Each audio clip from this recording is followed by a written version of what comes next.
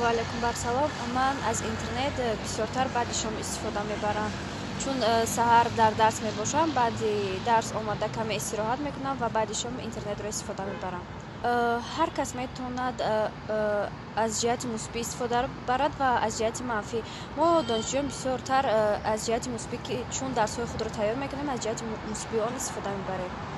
خب وابسته به دید آدم وابسته به استفاده برای انسان خچه آدم میتونه که چه استفاده وابسته به وای که آدم چه استفاده میبره. اگر آدم فقط در سایت های اجتماعی بیشتر بگرده رولیک های به منفیت که معنی دیست که آدم پر میکنن تماشا کنه تک چیزای ناروزین بیشتر تماشا کنه حتما ضرر داره. عاقبت های مثبتش هم بیشتره. اینفرماسیون لازمیت هم میگیری.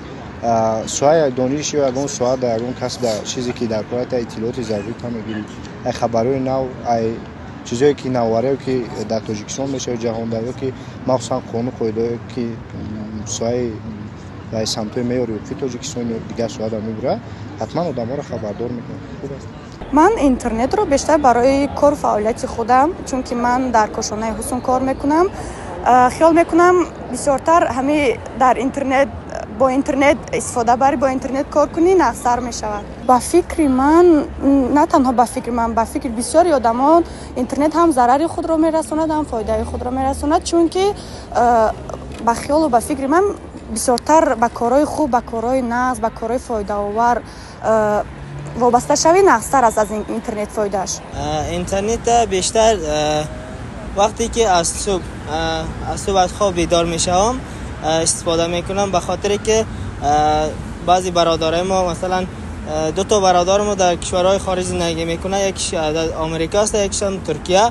آیا اونا برای ما تماس گرفته یا نگرفته یا پیام گذاشته یا نگذاشته به خاطر از این یک دفعه چک میکنم.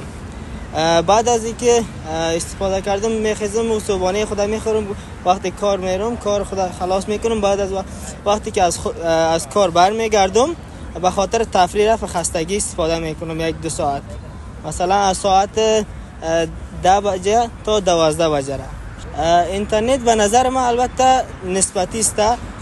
بعضیا از اینترنت کاربر منفی هم استفاده میکنه و بعضیا مثبت هم استفاده میکنه.